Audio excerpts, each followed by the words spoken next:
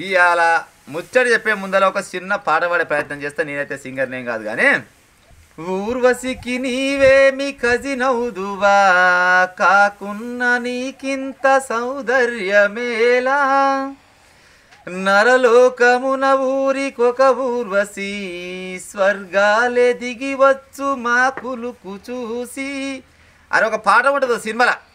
ఆ యమధర్మరాజు అంటాడంట ఏది మన ఊర్వశికి ఏమన్నా నువ్వు చిన్నమ్మ బిడ్డవా లేకపోతే ఇంత ఏం సోకలు పడుతున్నావు లేకపోతే నాకేమో చేయందిస్తలేవని ఏదో ఇక ఆయన బాధ ఆయన పడుతుంటాడు ఆ పాటలో. కానీ దానికి ఆమె సమాధానం ఏం చెప్తుంది, నీ స్వర్గలోకంలో రంభ ఊర్వశి మేనకలు 4-5 ఉంటుండొచ్చు కానీ మా భూలోకంలో ఊరికొక ఊర్వశి రంభ మేనకలు ఉంటారు. నీ స్వర్గలోకం కంటే మా భూలోకమే ఏక నెంబర్ అని చెప్తుంటుంది అన్నట్టు. ఎందుకు చెప్తున్నా ఈ ముచ్చట అంటే ఈ ఉత్తరప్రదేశ్లో కుంభమేళ జరిగిందంట. నేను కుంభమేళ జరిగితే ఉష్కపోస్తే రాలని పబ్లిక్ వచ్చిరంట. ఆడికి మంచి మంచి మేధావులు అయితే ఏంది, పొరగాళ్ళు అయితే ఏంది, సాధువులు అయితే ఏంది, నాగ సాధువులు అయితే ఏంది, ఎన్నో రకాల ప్రజలు పోయి ఆడ పుణ్యం ఏమంటారు కదా తానాలు చేసేసి జరంత పుణ్యం వస్తుందని ఆడికి పోయిరట. ఆ ఉత్తరప్రదేశ్కి పోయిరట. ఉత్తరప్రదేశ్ పోగానే దేవుడి సంగతి అక్కడ పెట్టారు. కానీ అక్కడ అంటే సైడ్కాయ మనం మామూలుగా షాపులు పడతాయిగా, ఆ షాపులకాయ పోగానే ఒక అమ్మాయి అవపడ్డదంట ఒకరికి. ఫస్ట్ చూసి చేస్తారు గింత సుందరంగా ఉంది ఎవరామో కావచ్చు అనుకోని చిన్నపాటి ఫోటో కొట్టిండట. ఫోటో కొట్టాక నా జర కిలుక్కు నవ్వే. ఇక చూడు ఆ నవ్వుకు ఆ కళ్ళ అందానికి ఆ అందానికి అసలు మోనాలిసా అని వెనకాడికి చెప్తుంటారు కదా చిన్న బొమ్మ మీద. నిజంగా మోనాలిసా ఎట్టుంటుంది అంటే గేమ లెక్కనే ఉంటుందంట. ఏక నెంబర్ ఉంది అమ్మాయి.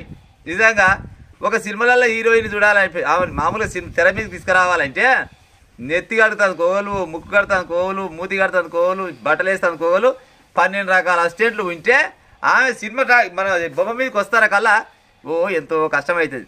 చూడు మట్టిలో పుట్టిన మాణిక్యం అంటారు కదా, పల్లెటూరికి వెళ్ళి వచ్చిందంట. మధ్యప్రదేశ్ అంటే ఇది మధ్యప్రదేశ్లో ఒక చిన్న ఊరంట.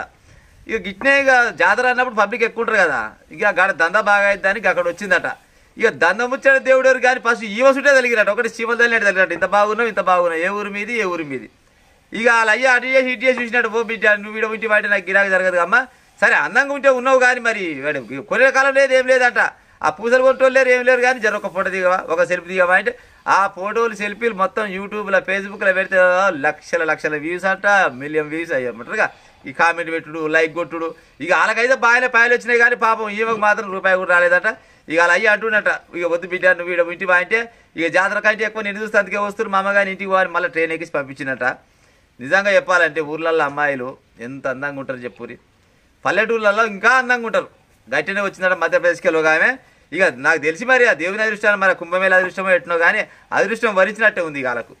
ఎందుకంటే ఇక రేపో మాపో ఏదైనా ఒక డైరెక్టర్ కంటే పడినా అంటే ఇక సినిమాలో అవకాశం వచ్చినా రావచ్చు, పెద్ద ఆశ్చర్యం ఏం లేదు. అంతకంటే మామూలుగా ఏమి సైసాత్కం లేని వాళ్ళు కూడా సినిమాలలో పెద్ద మేకప్లు వేసుకొని ఎన్నో రకాల సినిమాలు తీస్తుంటారు. ఇంత అందంగా ఉంది. ఈవెన్ కనుక డైరెక్టర్ సాబ్లు ఈవెన్ కనుక సినిమాలలో పెట్టుకుంటే పౌడర్ కార్డు దప్పుతుంది, లిప్టిక్ కార్డు దప్పుతుంది, నూనె కార్డు దప్పుతుంది. ఎంత అందంగా అంటే అంత మంచి అందంగా ఉంది ఆ అమ్మాయి. నిజంగా గసోటోళ్ళకు కూడా ఒక అవకాశం ఇస్తే పేదింటోళ్ళకు కూడా ఒక అవకాశం ఇచ్చినట్టు ఉంటుంది. ఇక ఉంటా నిజంగా మోనాలిసా అంటే ఎట్టుంటుంది అంటే ఇక గీవ లెక్కనే ఉంటుంది. ఇక చూడరు ఇక